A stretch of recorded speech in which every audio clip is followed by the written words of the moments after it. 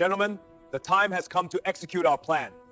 Korean kingpin Choi Ha-jin once ruled New York's underworld until a single bullet to his spine put him in a wheelchair for life and destroyed his empire. 2 years locked in a Manhattan penthouse, convinced he'd never deserve happiness again. The night his blind date saw his wheelchair and walked out without a word, it confirmed what he already believed. He was broken, untouchable, a ghost. Then Violet, a single mother working 2 brutal jobs to give her daughter a future, sat down uninvited at his table and treated him like he still mattered. By the time the evening was over, Hae-jin had already made his choice. He would sacrifice everything to protect a woman and child who'd reminded him what it felt like to be alive. What neither of them knew was that the Russian mob boss Nikolai had already marked them for leverage, and the only way to save Violet and 8-year-old Mia was to do what nobody expected of him. If you think you know how this ends, you don't. Subscribe, like, and stay until the very last second. Because with Choi Ha-jin, you never know what he is planning. Choi Ha-jin watched the woman's back disappear through the golden doors of the restaurant, and something cold settled in his chest. She hadn't even pretended. One look at his wheelchair, one moment of her smile freezing like ice, and she was gone. The suit he wore meant nothing.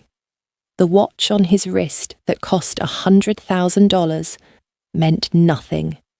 2 years ago, women like her would have crossed streets just to catch his attention. Now they crossed rooms to avoid him. The waiter appeared at his elbow, eyes carefully neutral. "Sir, can I get you anything else?" "Another bottle," Ha-jin said, his voice flat. He didn't wait to see the pity in the man's eyes. He'd seen enough of that to last a lifetime.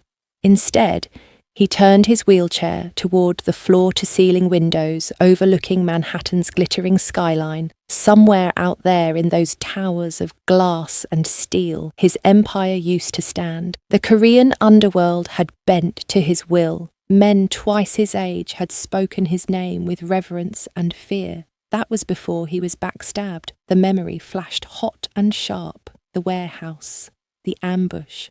Ha-jin's hand moved instinctively to his leg, feeling nothing below the waist. 2 years. But his brain still hadn't accepted the reality, still sent signals down neural pathways that went nowhere. His phone buzzed. June's name lit the screen. "What?" Ha-jin answered. "You sound charming as ever."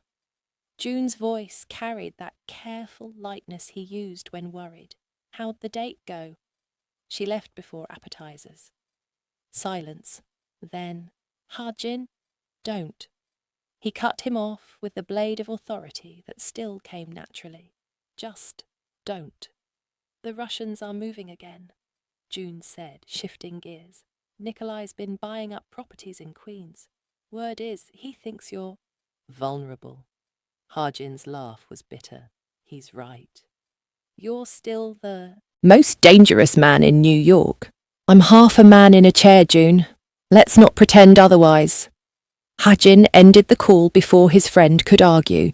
He poured another glass of wine, the burgundy liquid catching candlelight. Around him, the restaurant continued its elegant dance, servers gliding between tables, laughter floating from the bar. Life moved forward while he sat frozen. "Excuse me." The voice was warm, confident. Ha-jin looked up. She stood beside his table, a black woman with tired eyes and a server's uniform holding a tray against her hip. Her name tag read Violet. She had the kind of beauty that came from strength, not softness. "Your table is over there," Ha-jin said, voice cold. "I know." She didn't move. "But you look like you could use some company." "I'm fine." "No, you're not." Violet set her tray down and slid into the chair across from him without invitation. "I watched that woman practically sprint for the exit, and I watched you sit here alone for 30 minutes looking like the world ended. You should go back to work." I'm on break. She leaned back, studying him. 10 minutes? Then I'll leave you to your expensive wine and expensive misery. Despite himself, Harjin felt his mouth twitch, almost a smile. You're very presumptuous. I'm very tired, Violet corrected. Just finished a double shift. My feet are killing me, but I saw you sitting here and I thought, that man needs a friend. I don't need friends. Everyone needs friends. Not me. Harjin's voice dropped to the tone that used to make men reach for weapons. You don't know what I am. Violet was quiet for a moment. Then she said, I know you're alone. I know someone hurt you tonight, and you're pretending it doesn't matter. I know that look in your eyes because I see it in my mirror every morning. Hae-jin stared at her, no fear, no pity, just honest recognition of pain. Why? He asked. Why what? Why sit here? I could be dangerous. Are you? Violet tilted her head. Dangerous to me, right now, in this moment? The answer should have been yes, but looking at her, at the exhaustion in her shoulders, the stubborn kindness, Harjin found himself saying, no. Then what's the harm in 5 minutes? Before Harjin could answer, a small voice piped up. Mommy, I finished the drawing! A little girl appeared, clutching a colouring book and crayons. She was maybe 8, with her mother's eyes and a gap-toothed smile. She stopped when she saw Harjin, her gaze dropping to his wheelchair with blunt curiosity. Mia? Violet said quickly. I told you to wait. Why are you in a wheelchair, mister? Mia asked, climbing into the chair beside her mother. Mia? Violet's face flushed. I'm so sorry. I can't walk, Harjin said, surprising himself. My legs don't work anymore. Mia considered this with philosopher seriousness. Did you get hurt? Yes. Does it make you sad? Harjin looked at this fearless child. Yes. My daddy left and that made me sad. Mia offered, like trading secrets. But Mommy says sometimes sad things happen and we just have to be brave. Your mother is smart. Mia beamed. Then she pushed her colouring book across the table. Do you want to see my drawing? It's a purple dragon because purple is a strong colour. Harjin stared at the crayon drawing, a dragon with too many legs and wings like kites, breathing fire at a castle. Something in his chest cracked open. He looks fierce, Harjin said. He is. Mia bounced in her seat. But he's also lonely because dragons are too strong and powerful, so they have to live alone in caves. Mia has theories, Violet said softly, about everything. It's true, though, Mia insisted. Right, mister? Dragons are lonely. Harjin met the child's eyes, so hopeful, so certain he would understand. And he did. Yes, he said quietly. They're very lonely. See, Mommy? I told you. Mia turned back to Harjin.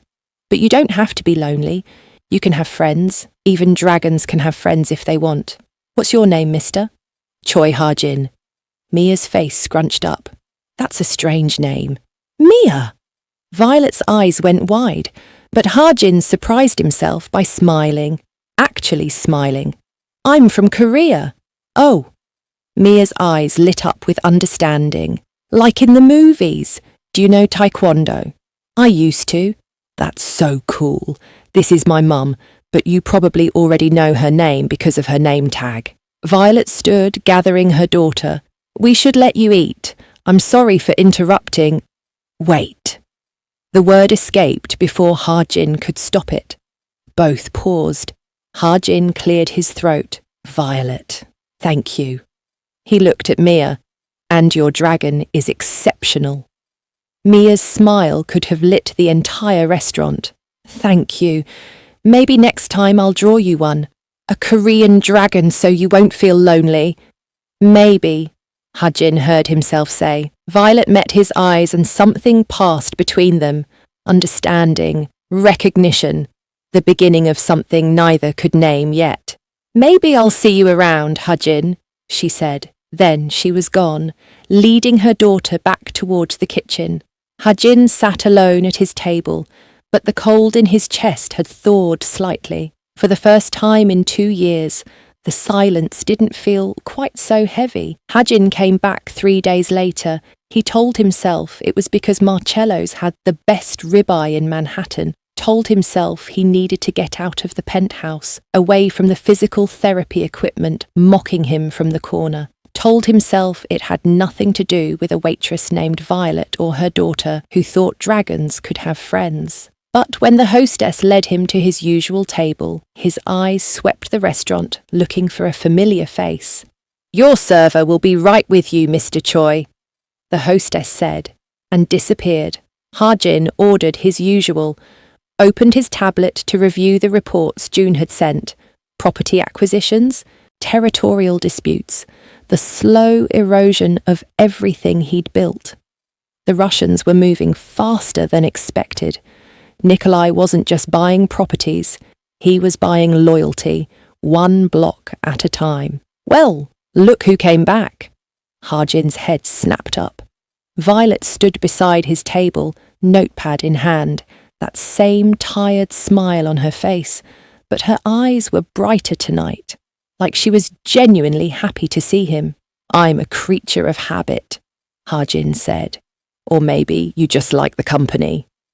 Violet pulled out the chair across from him and sat, completely ignoring the fact that she was supposed to be working. "Mia's been asking about you, wanted to know if the Korean Dragon Man would be here tonight." "The Korean Dragon Man? That's what she calls you now." Violet's smile widened.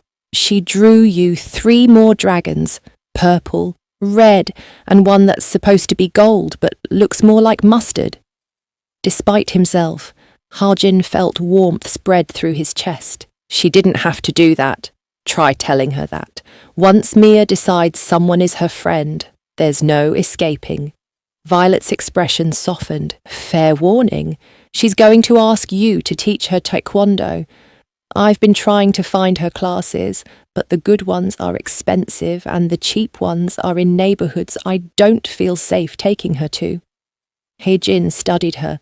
The exhaustion was still there, written in the set of her shoulders, the darkness under her eyes. "You work here full-time? Here and a diner in Queens." Violet shrugged like it was nothing. "Mia's got big dreams. College, art school, the whole thing. That takes money I don't have yet. Her father left when she was 2. Violet's voice went flat. "Decided fatherhood wasn't for him. Haven't seen him since, which is fine by me. We don't need him." The words were defiant, but Hajin heard the pain underneath. The same kind of pain he carried, the ache of being left behind, of being deemed not enough for what it's worth. Hajin said quietly, "He's an idiot." Violet blinked, then laughed, the sound surprised and genuine. "You know, I think that's the nicest thing anyone's said to me in months." She stood, smoothing her uniform. "I should actually take your order before my manager has a stroke. What'll it be?" "The usual." "But Violet..." Hajin caught her wrist gently. She froze, her pulse jumping under his fingers. He released her immediately. "Bring Mia by when you have another break. I'd like to see those dragons." Violet's smile could have stopped traffic. "Yeah? Yeah." She walked away, and Hejin tried to focus on his tablet. Failed completely. His mind kept circling back to the way she'd laughed, the way she'd talked about her daughter with fierce pride despite the exhaustion, the way she'd looked at him like he was just a man, not a tragedy in a wheelchair. "Dangerous," a voice in his head whispered. Getting attached was dangerous. Caring made you vulnerable, made you weak. But when Violet returned, 20 minutes later with Mia in tow, Hajin pushed the warnings aside. "Mr. Hajin!" Mia launched herself at his wheelchair like they were old friends. "Look, I made these drawings for you."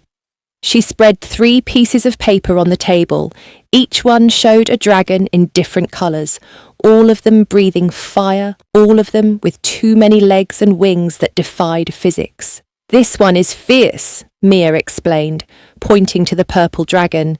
"This one is brave," the red one, "and this one is lonely but hoping for friends," the gold mustard one. Hajin picked up the gold dragon carefully. "This one's my favourite." "Really?" Mia's eyes went wide. "Why?" "Because hoping takes more courage than being fierce or brave." Mia considered this with her characteristic seriousness. Then she nodded. "You're right. Hoping is the hardest part." She climbed into the chair beside him.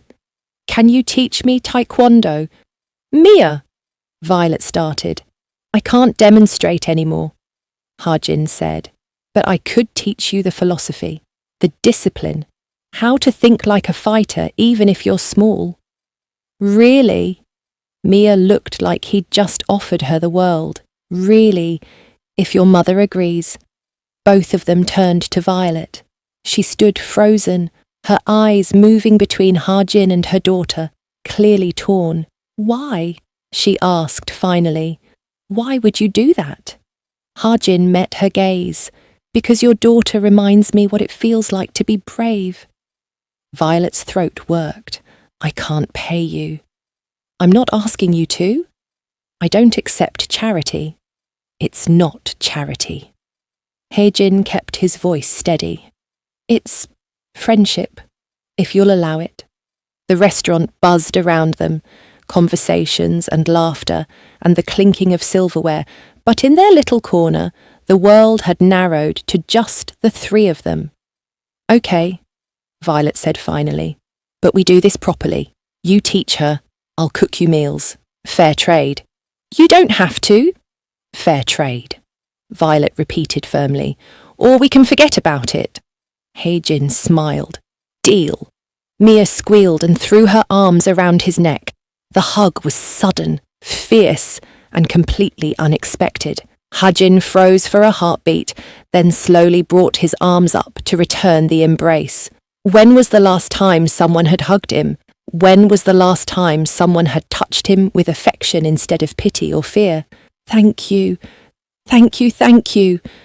Mia pulled back, bouncing. "When do we start? Can we start tomorrow? Mommy doesn't work tomorrow." "Mia, breathe." Violet laughed. She looked at Hajin. "I'm off tomorrow. If you're serious about this." "I am." Hajin pulled out his phone. "Give me your number. I'll send you my address." Violet hesitated for just a moment. Then she rattled off her number. Hajin saved it, sent her a quick text so she'd have his. "Come by around 2, he said. "We'll start with the basics." "Where do you live?" Mia asked. "I have a penthouse in Midtown." Mia's eyes went huge, like a castle. "Something like that. Does it have a dragon?" Hajin looked at the gold mustard drawing still in his hand. "It does now." A customer at table 12 raised his hand, trying to flag down service. Violet caught the movement in her peripheral vision and sighed.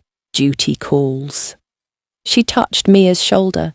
"Come on, baby. Let Mr. Hajin eat in peace." Violet met his eyes one more time, a look that said, "Thank you, be careful, and please don't hurt us all at once." Then she was gone, leading her daughter toward the impatient customer. His phone buzzed. June's name flashed on the screen. "What?" Hajin answered. "Need you to look at something. Nikolai's crew hit one of our old warehouses in Brooklyn. Sent a message." "What kind of message?" "The kind written in blood." June's voice was grim. "They're not playing, Hajin. They think you're done. They think they can take everything."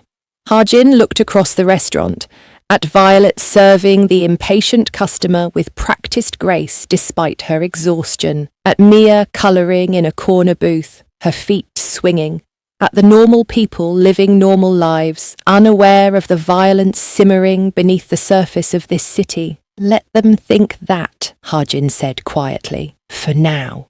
"For now? What the hell does that mean?" It means I'll handle it when the time is right. Ha-Jin. He ended the call, stared at his reflection in the darkened window, a man in a wheelchair, broken, vulnerable, but not dead yet. And maybe, just maybe, he'd found something worth protecting again, something worth being dangerous for. The waiter brought his check. Ha-Jin left twice the usual tip and wheeled himself toward the exit. As he passed the kitchen, he caught a glimpse of Violet through the service window. She was laughing at something another server said, her whole face transformed by joy. He committed that image to memory, stored it away like armor against the darkness he knew was coming. Outside, his driver pulled up immediately, helped him into the car with practiced efficiency. "Going home, boss?" "Yeah," he said. Home. But for the first time in 2 years, the penthouse didn't feel like a tomb he was waiting to die in. It felt like a place where something new might begin. The elevator chimed, and before the doors fully opened, Mia bolted into Ha-Jin's penthouse. "Mommy, look!" She pressed her face against the floor-to-ceiling windows, her breath fogging the glass. "I can see everything, the whole city." Violet stepped out more slowly, her eyes widening as she took in the space. Marble floors, minimalist furniture, Manhattan spreading out below them like a glittering carpet. Ha-Jin wheeled forward, suddenly nervous. "It's a bit much, I know." "It's beautiful." Violet's voice was quiet. "Just very you. Can I live here?" Mia spun around, grinning. "Please? I promise I'll be good." "Mia!" Violet's cheeks flushed. "You can't just—" "She's welcome any time," Ha-Jin said, meeting Violet's eyes. "Both of you are." Something passed between them, a S. Sinclair, a promise neither could name yet. So Ha-Jin broke the moment. "Ready for your first lesson?" Mia bounced on her toes. "Yes! Teach me everything." Ha-Jin led them to the cleared living area. "First rule. Taekwondo isn't about fighting. It's about knowing when not to fight." Mia frowned. "But what if someone's trying to hurt you? Then you protect yourself. But the strongest fighters avoid conflict." Ha-Jin gestured to the floor. "Show me your stance. Feet apart." Mia positioned herself, tongue sticking out in concentration. Violet settled on the couch, watching with soft eyes that made Ha-Jin's chest ache. "Balance is everything," Ha-Jin said, "in fighting, in life. Breathe in, hold, breathe out." Mia followed his instructions, her small chest rising and falling. "Even in a wheelchair?" Mia asked. "You still have balance?" "Especially in a wheelchair." Ha-Jin's voice was steady. "When you lose something, you find balance in what remains. My legs stopped working, so my arms got stronger. My body changed, so my mind had to get sharper." Violet's eyes glistened, but she said nothing. "Good," Ha-Jin said, after Mia practiced breathing for a few minutes. "Now make a fist, thumb on the outside, never tucked in." Mia copied him. "Like this. Perfect, you're a natural." Mia beamed so bright, Ha-Jin felt warmth spread through his chest. "Let's have a 10 minutes break," Ha-Jin said. "Go explore, but don't touch anything breakable." Mia took off like a shot, leaving Ha-Jin and Violet alone. The silence stretched, electric and charged. "Thank you," Violet said softly. "She hasn't been this happy in months." "She's a good kid. You've done an incredible job." Violet's voice cracked. "I'm trying. 3 jobs, never enough money, watching her grow up, wondering if I'm giving her enough." "You're giving her everything that matters." Ha-Jin wheeled closer.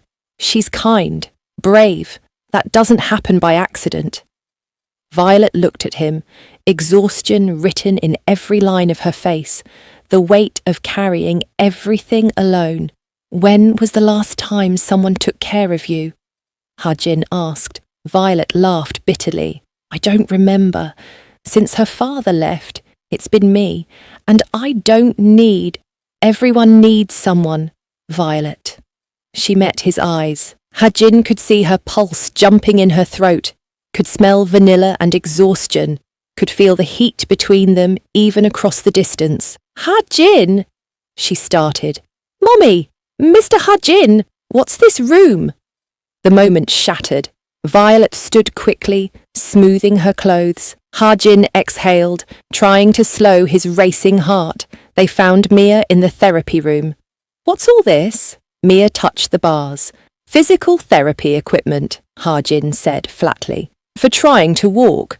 Does it work? Mia's eyes were huge with hope. Sometimes I can stand. A few seconds. But walking. Hajin trailed off. Doctors say it's unlikely, but not impossible. Not impossible, just very hard. When did you last try? Violet asked quietly. Hajin stared at the bars. 2 years of failure lived in that equipment. 5 months, maybe longer. Why stop? Because it hurts. The words escaped before he could stop them. Every time I fell, it reminded me of what I'd lost, what I'd never get back. Violet moved closer, her hand on his shoulder. What if you didn't do it alone? Violet! Show me. Let me help. I'll fall. So what? Violet's eyes were fierce. You just told Mia that trying takes courage. Practice what you preach, Dragon Man. Despite everything, Hajin laughed. You're pushy. I'm stubborn. Big difference. She held out her hand. Come on. Hajin wheeled to the bars, locked his wheelchair, gripped the cold metal. Mia, back up, Violet instructed. Give him space. Hajin breathed once, twice, then pulled himself up, arms trembling as he took his weight on locked elbows. His legs hung useless, but he held himself upright. Good, Violet said behind him. I've got you. Her hands pressed against his back, steady, warm, not holding him up, just there, reminding him he wasn't alone. 10 seconds, 15, 20. His arms screamed, shoulders burned, but Violet's hands stayed steady. You're doing it, Mia whispered.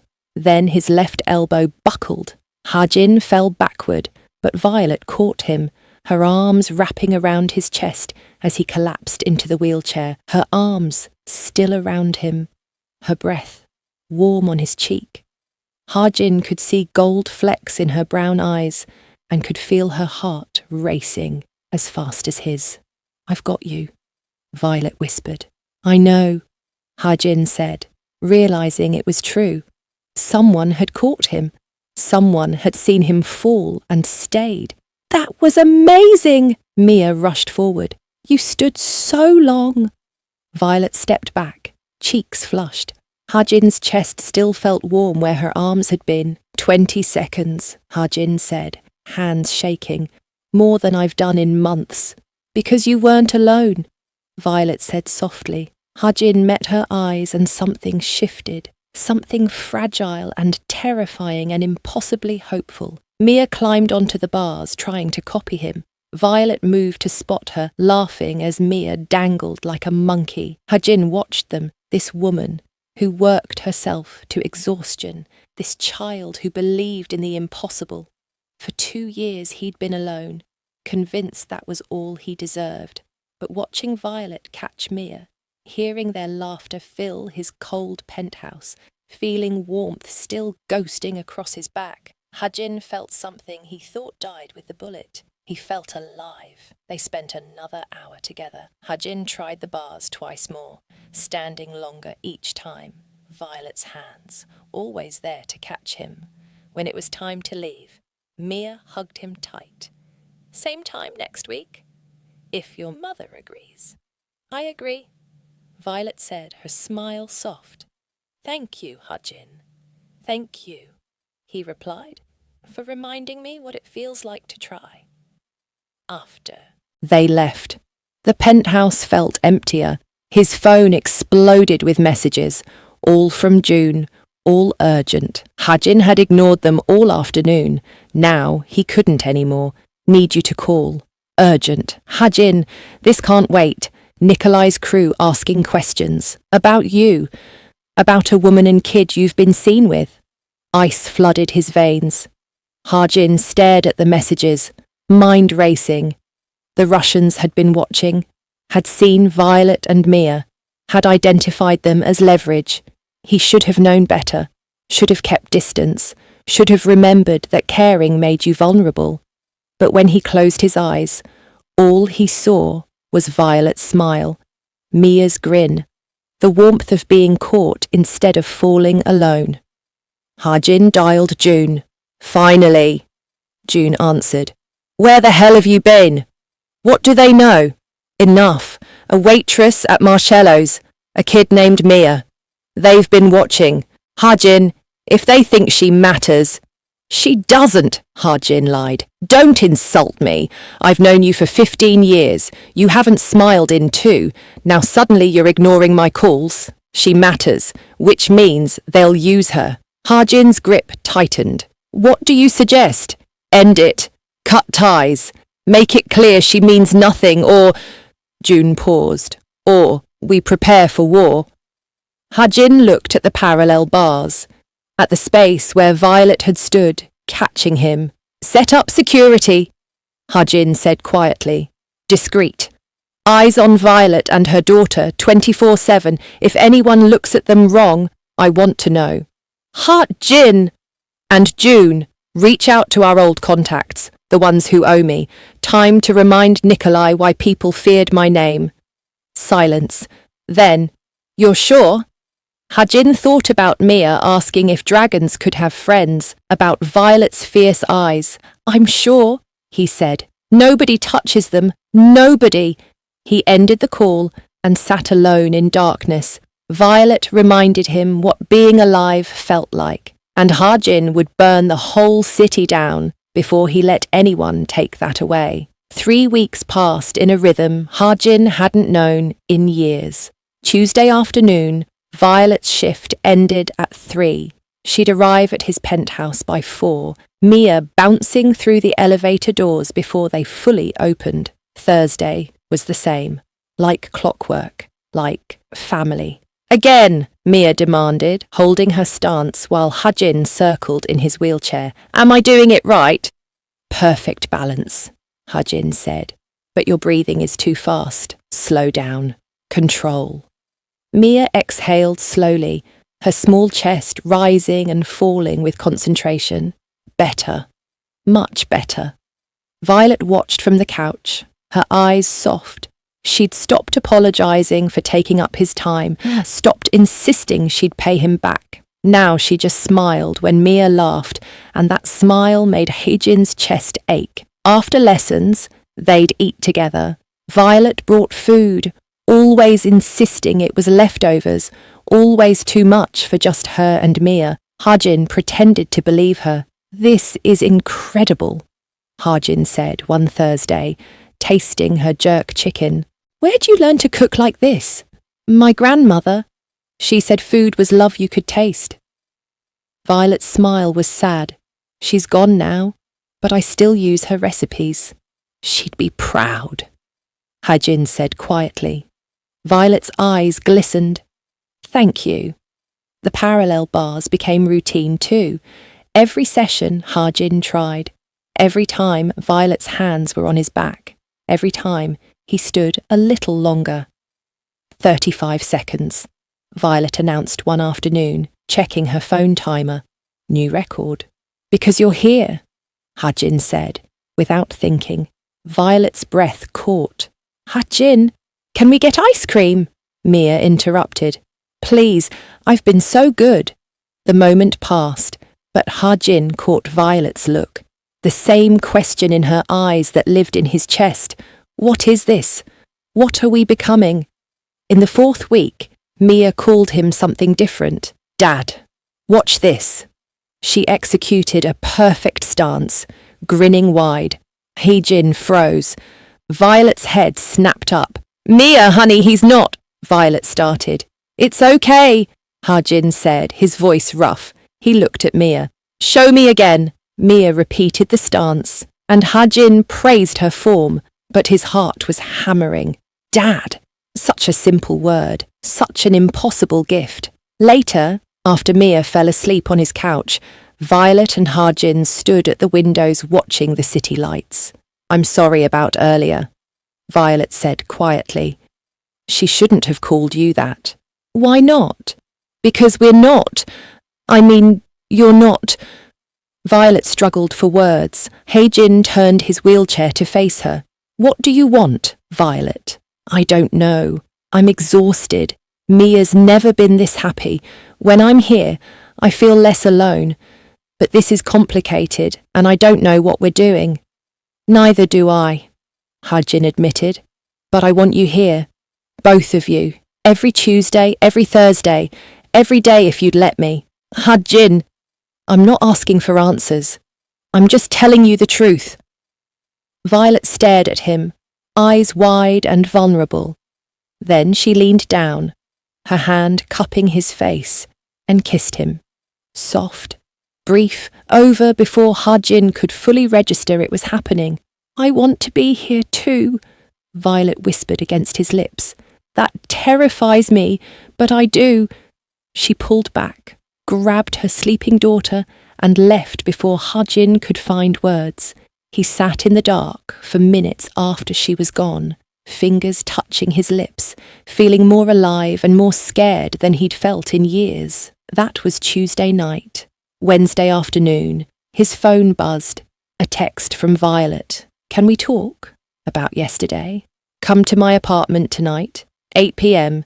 Mia will be at a sleepover." Haejin stared at the message. His heart raced. She wanted to talk. Alone. About the kiss. "I'll be there," he typed back.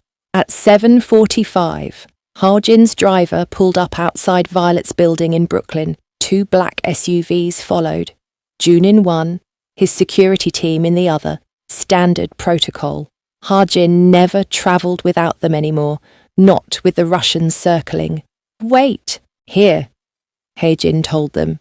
"I'll text if I need anything." June raised an eyebrow. "You sure?" "I'm sure." Hajin's driver helped him out, got his wheelchair positioned. The building was old, paint peeling, but the street was quiet. Residential, safe. Hajin wheeled toward the entrance, his pulse hammering. What would she say? What did this conversation mean? Where were they going? Then he heard her voice. "Raymond, I said no. Let go of me." Hajin's head snapped up. Violet stood near the building's side entrance, her wrist caught in a man's grip. Tall, angry, too close. The ex-husband? Had to be. "I know you got money, Vi." Raymond's voice was loud, aggressive. "I see you working in all those fancy places. You owe me." "I don't owe you anything. You left us." Raymond's grip tightened. Violet cried out in pain. Hajin was moving before conscious thought registered, wheeling fast across the sidewalk, his arms powerful from 2 years of dependence on them. "Let her go," Hajin said, his voice cutting through the night like a blade. Raymond turned, saw the wheelchair, and laughed. "The fuck is this? Your new boyfriend?" He looked Hajin up and down. "What are you going to do, cripple? Roll over my foot?" Hajin didn't respond, just wheeled closer, 3 feet away, 2 feet. "I'm talking to you."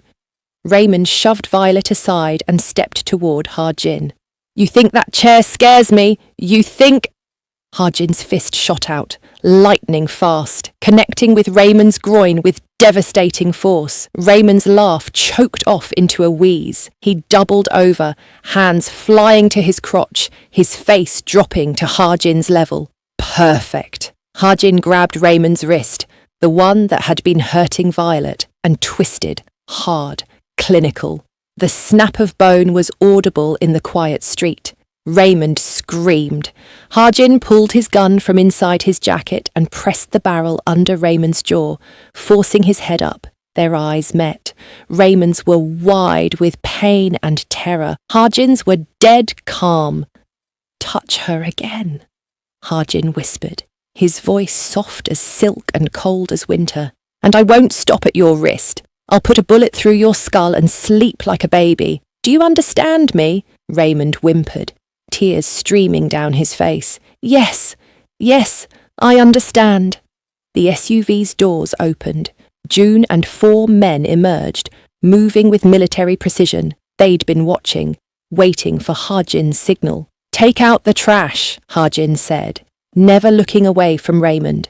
Make sure he understands this is his only warning. June's men grabbed Raymond, dragging him toward one of the SUVs. His screams echoed down the street until a door slammed and the vehicle pulled away. Silence. Hajin turned to Violet. She stood frozen against the building wall, eyes huge, face drained of colour. Trembling. Are you hurt?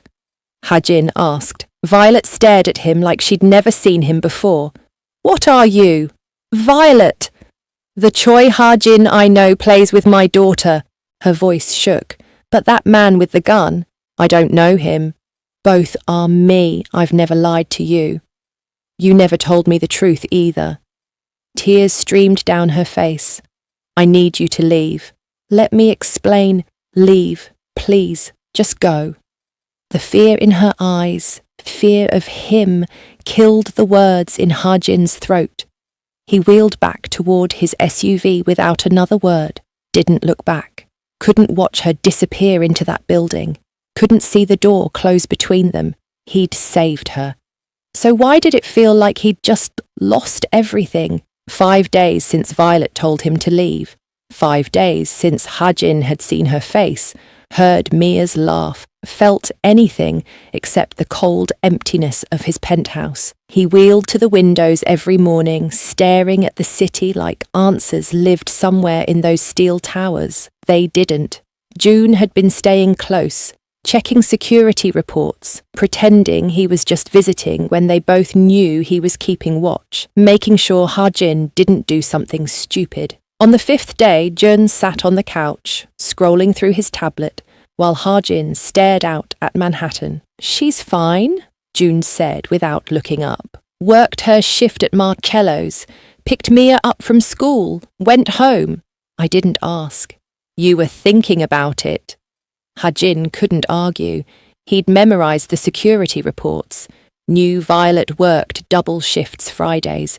Knew Mia had art class on Wednesdays. Knew they were safe. Knew they were better off without him. You look like hell, June said, finally looking at Hajin's unshaven face, the wine bottles on the counter. What's your point? My point is you're still breathing. That means something. Does it? Hajin's laugh was bitter. I protected her and she looked at me like I was a monster. You broke a man's wrist and put a gun to his face. You are a monster. June's voice was matter of fact. But you're also the man who spent a lot of time with her and her daughter. Both things are true. She can't accept both. Did you give her time to try? Hajin had no answer for that. Across the city, Violet stood in her tiny apartment kitchen, staring at her phone. Mia was at her friend Sarah's house for a play date. The apartment was quiet. Too quiet. Like a tomb. For 5 days, she'd been telling herself she'd made the right choice. Hajin was dangerous. That world he lived in, guns and broken bones and men who disappeared into black SUVs, that wasn't a world for Mia, wasn't a world for her. But every night, Mia asked about him. When can I see Dad again? Is he mad at me? Did I do something wrong? No, baby, you didn't do anything wrong. Then, why can't we see him? Violet had no good answer. How do you explain to an 8-year-old that the man who taught her patience and balance was the same man who'd threatened to put a bullet through someone's skull? How do you explain that both versions terrified you for different reasons? She picked up her phone, put it down, picked it up again. I'm sorry. Can we talk? She typed it, deleted it. No, not over text. If she was going to do this, if she was going to face him, apologise, admit she'd been wrong, it had to be in person, face to face. Violet grabbed her jacket and keys. Her hands were shaking. She didn't text, didn't call, just locked her apartment and headed for the subway. 40 minutes. That's how long it would take to get to his building in Midtown. 40 minutes to figure out what to say, how to explain that she'd spent 5 days realizing that feeling safe with him mattered more than being scared of what he could do. The subway platform was crowded, rush hour, bodies pressed together, everyone staring at phones or the tunnel, waiting. The train arrived. Violet squeezed into a car, grabbed a pole, closed her eyes. She got off at 42nd Street. Walked 3 blocks toward his building, her heart hammering harder with each step. She was 2 blocks away when the black van pulled up beside her. It happened fast, too fast. The door slid open, hands grabbed her. She screamed, tried to pull away, but there were too many of them, strong hands, professional, silent. A cloth pressed over her mouth, chemical smell, her vision blurred. No, she tried to say. But the world was already tilting sideways. Then nothing. Ha-jin was sitting down watching TV when his phone rang. Kim, one of his security team leaders. Ha-jin answered. What? Boss, we have a situation. Spit it out, Kim. The woman, Violet. Russians just grabbed her off the street. Ha-jin's entire world stopped, then exploded. What? He roared, his voice echoing through the penthouse. June's head snapped up. What the fuck did you just say to me? Black van, professional team, snatched her in Midtown 20 minutes ago. We tried to follow, but... You lost her? Ha-jin grabbed the nearest object, a glass paperweight, and hurled it across the room. It shattered against the wall. I had you watching her. One job, Kim. Keep her safe. How the fuck did you let this happen? Boss, we were 3 cars back. Traffic was... I don't want excuses. Ha-jin's hands were shaking with rage. Where's the daughter? Each word came out like shards of ice. Still at a friend's house in Brooklyn. Different location. Safe. They don't have her. Get Mia. Right now. Bring her here. Ha-jin's voice dropped to something deadly quiet. But Kim, listen very carefully. You do not tell that little girl anything about her mother. You tell her Violet had something come up and asked us to watch her for the night. You keep her calm. You keep her happy. Do you understand me?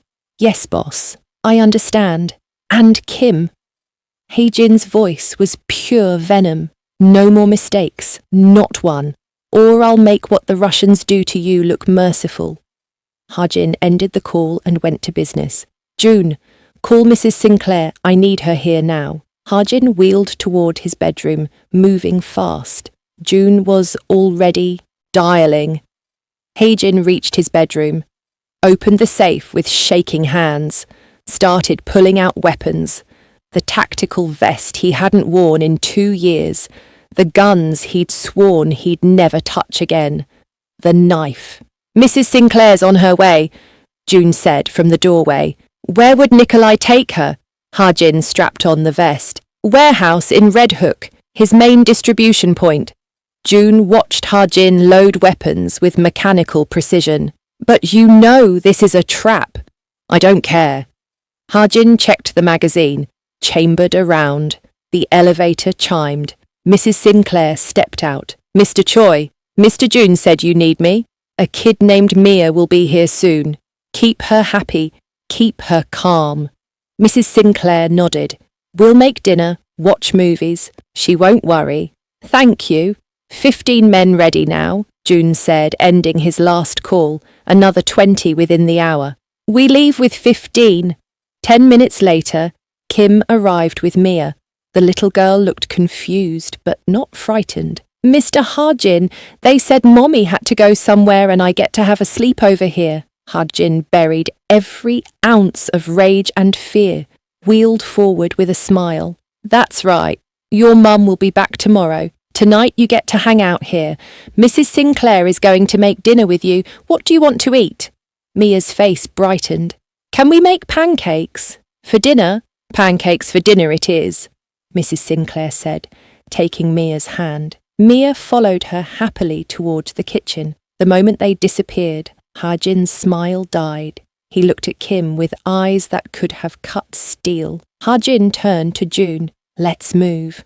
The elevator descended. June stood beside Ha-Jin's wheelchair, both armed and ready. The doors opened to the lobby. 15 men in tactical gear, armed, waiting.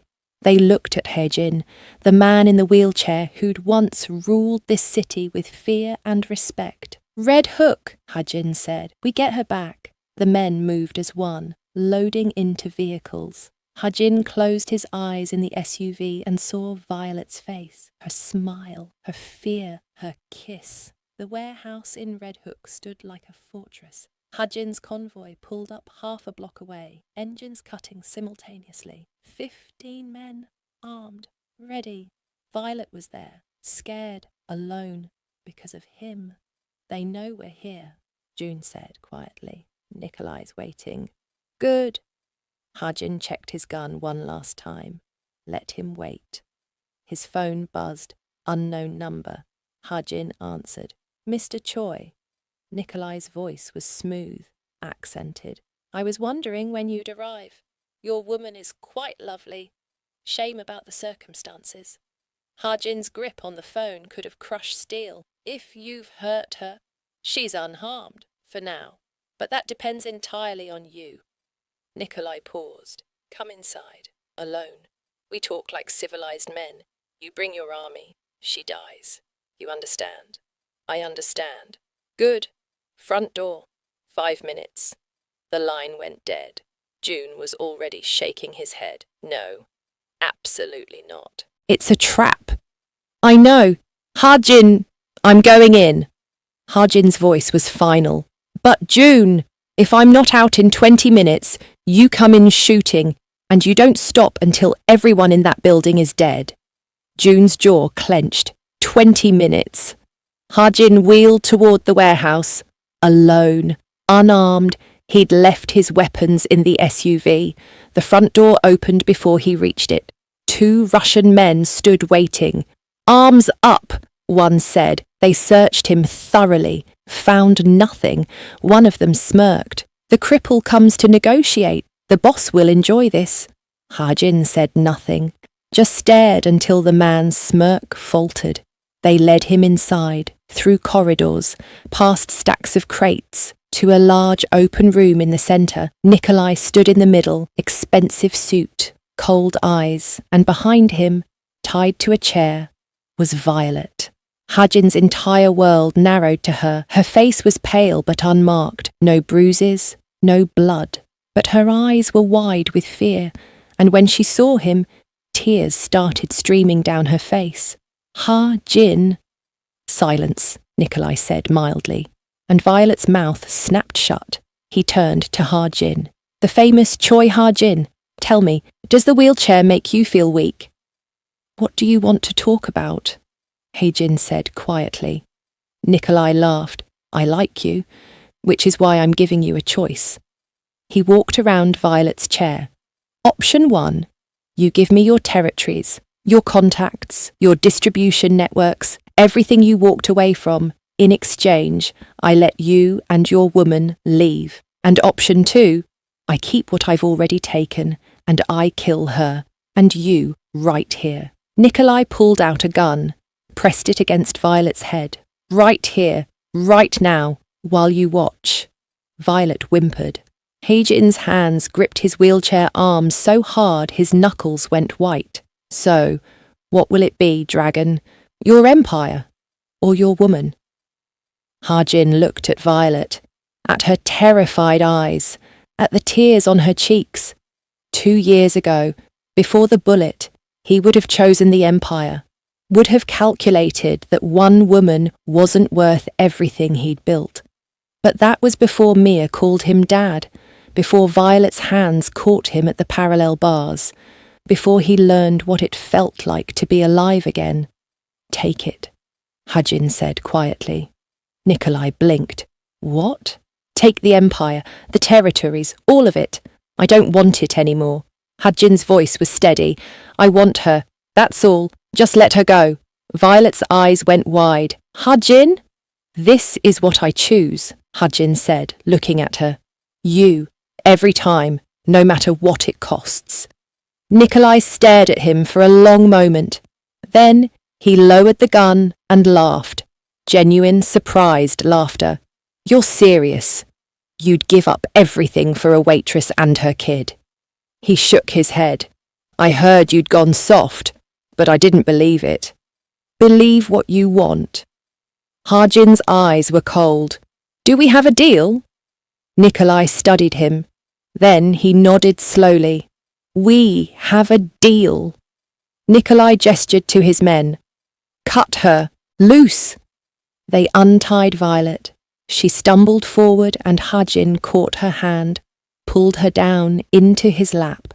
She wrapped her arms around him, sobbing into his shoulder. I've got you, Hajin whispered. I've got you. You shouldn't have come, Violet said through tears. You shouldn't have given up everything for me. You are everything, Hajin said simply. Hajin wheeled toward the exit, Violet walking beside him. Outside, June and the team surrounded them immediately, weapons raised. Stand down, Hajin said. It's over. Over? June looked between Hajin and Violet. What happened? I made a deal. We're leaving New York. Back at the penthouse, Mrs. Sinclair had Mia in the kitchen making cookies. The little girl's face lit up when Violet walked through the elevator doors. Mommy! Mia launched herself at Violet, who caught her and held on like she'd never let go. Hi, baby. I'm sorry. I'm so sorry. I wasn't scared, Mia said, though her tight grip suggested otherwise. Dad said you'd come back, and you did. Violet looked over Mia's head at Hajin. Can we talk? Alone? Mrs. Sinclair took Mia back to the kitchen. Hajin and Violet went to the windows. I was coming to you, Violet said quietly. When they took me, I was on my way here, to tell you I was wrong, that I was scared of what you are, but I was more scared of being without you. Hajin's throat tightened. Violet, let me finish. She knelt in front of his wheelchair, taking his hands. You broke Raymond's wrist. You had a gun. You threatened to kill him, and it terrified me. But Hajin, today you gave up everything for me. Your power, your empire, everything you were, and I realized something. What? That the man who threatened Raymond and the man who teaches Mia patience, they're the same person. You're both, and I need to accept both if I want you in my life. Tears streamed down her face. I want you in my life. I want Mia to have you. I want us. Hajin cupped her face with both hands. I'd give up 1,000 empires for you. For her. For this. Violet kissed him. Soft at first, then deeper. Desperate and real, and full of everything they'd been too scared to say. When they pulled apart, Mia was standing in the doorway with Mrs. Sinclair, grinning. Does this mean we get to stay with Dad? Mia asked. Violet looked at Hajin. He nodded. Yeah, baby, Violet said, smiling through tears. We get to stay with Dad. Mia cheered and ran to them, throwing her arms around both of them.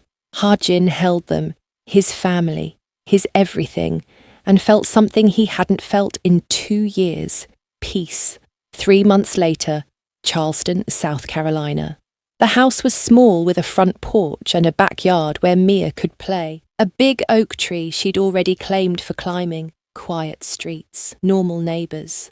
So far from Manhattan, it felt like another world. Hajin stood at the parallel bars in their spare room.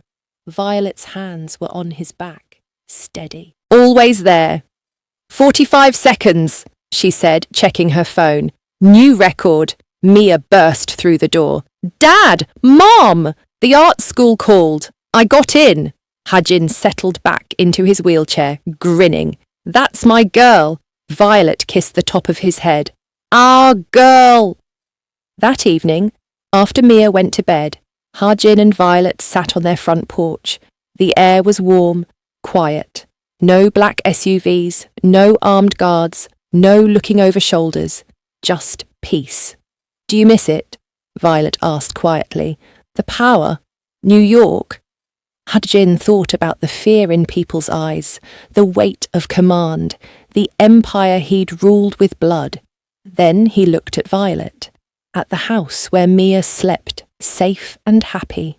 No, he said, and meant it. This is what I was always looking for. I just didn't know it. And for the first time in his life, Choi Ha-jin, former kingpin, broken man, unlikely father, was exactly where he belonged. Thank you so much for staying until the end. If Hae-jin's journey from broken kingpin to devoted father touched your heart, please subscribe for more emotional romance stories like this one. Drop a comment and tell me. What was your favourite moment? Are you Team Violet? Did the ending satisfy you? And where in the world are you watching from? Your comments fuel these stories. I read every single one. See you next time.